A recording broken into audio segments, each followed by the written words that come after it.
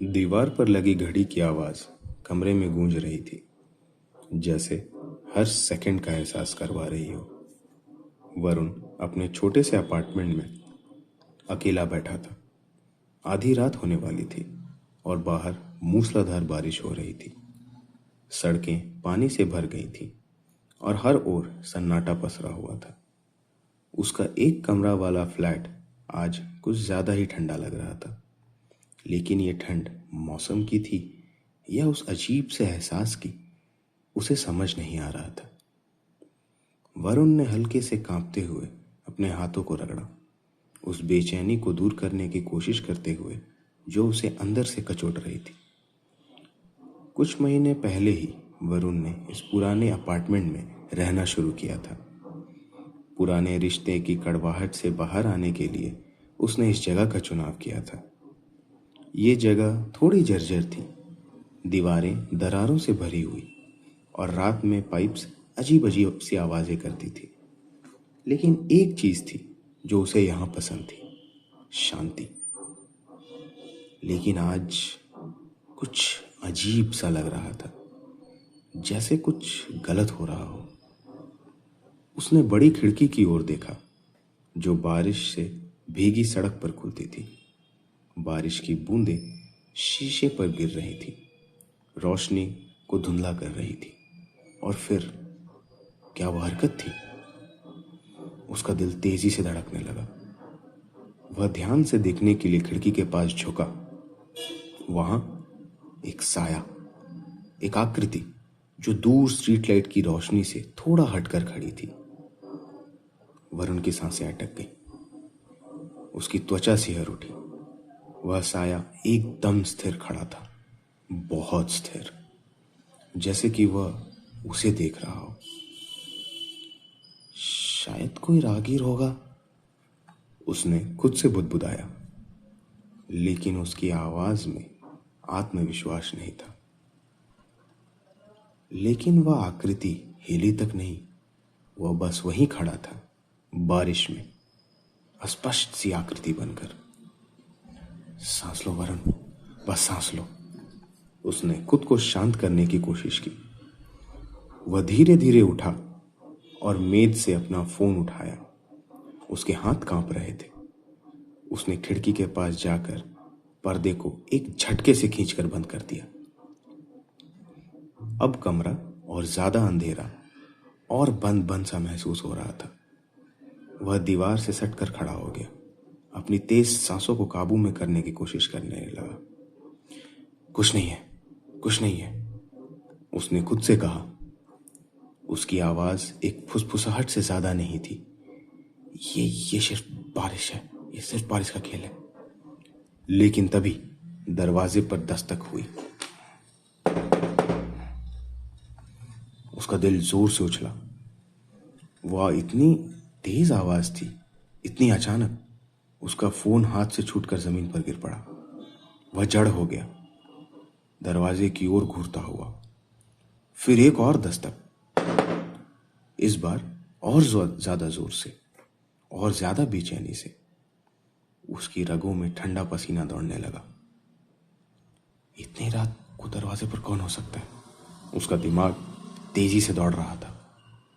ये आधी रात थी, इस इमारत में तो कोई बिना बताए नहीं आता। उसकी आवाज कांपते हुए बाहर आई। कौन है? कोई जवाब नहीं, बस बारिश की बूंदों की आवाज जो खिड़की से टकरा रही थी। और फिर एक और दस्तक। उसके हाथ जोर से कांपने लगे। उसने फोन उठाने की कोशिश की। उसे किसी को फोन करना था, लेकिन उसके हाथ इतने ज्यादा कांप रहे थे कि स्क्रीन ही अनलॉक नहीं हो रही थी। क्या कोई परेशानी में है? शायद कोई पड़ोसी। उसने गहरी सांस ली और खुद को संभालने की कोशिश की। शायद ये कुछ भी ना हो।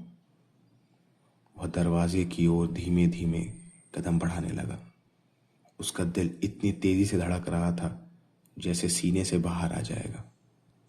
उसने दरवाजे की छोटी सी झीरी से बाहर झांकने की हिम्मत की। गलियारा खाली था। ऊपर की फ्लोरोसेंट लाइट झपक रही थी। उसकी परछाइयां और भी डरावनी लग रही थी। वहां कोई नहीं था। दरवाजा, कालीन, सब कुछ खाली। वरुण पीछे हट गया, हैरान। क्या उसने ये सब सोचा था? शायद वो बहुत ज्यादा थका हुआ था। लेकिन उससे पहले कि वह कुछ और सोच पाता, एक और आवाज सुनाई दी। इस बार यह आवाज दरवाजे से नहीं आ रही थी, यह आ रही थी खिड़की से। उसकी सांस रुक गई। उसकी आंखें उस पर्दे की ओर चली गई जिसे उसने अभी अभी खींचा था। कोई, कुछ शीशे पर दस्तक दे रहा था। उसके पैर जैसे जमीन से चिपक गए। उसका दिल जोर जोर से धड़कने लगा। उसका दिमाग चीख रहा था कि भागो, लेकिन उसका शरीर पत्थर बन चुका था।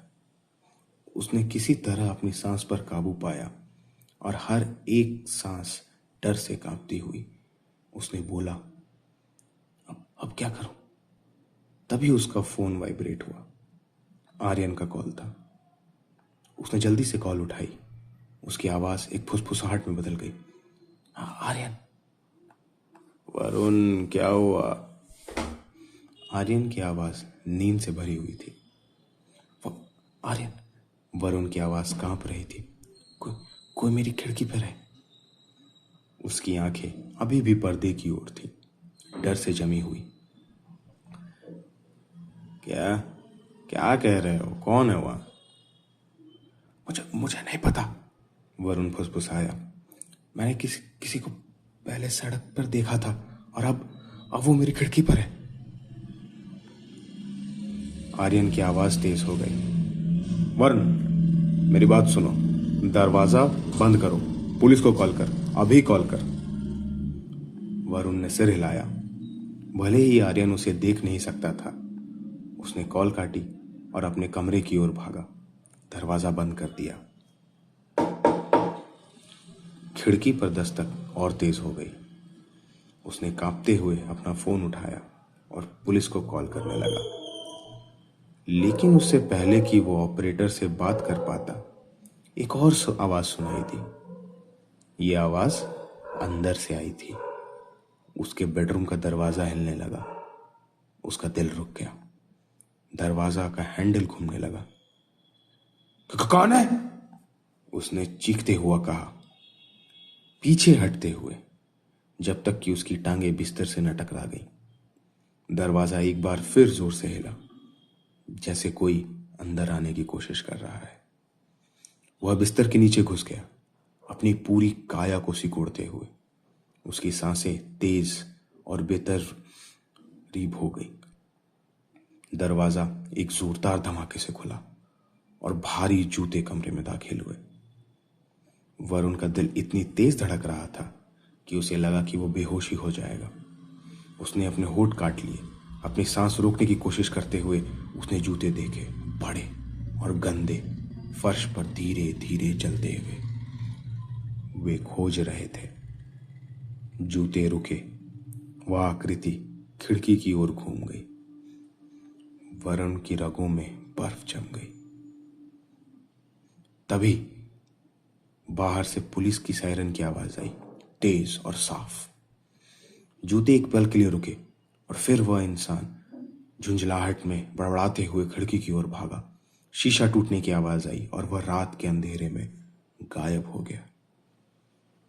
दरवाजा फिर से खुला और इस बार पुलिस अंदर आई थी। भाई साहब, आप ठीक हैं? एक पुलिस वाले ने आवाज लगाई। वरुण बिस्तर के नीचे से बाहर निकला, कांपते हुए। उसकी आंखों से आंसू बह रहे थे। उसने धीरे से कहा, वो यहां था। वो मुझे देख रहा था।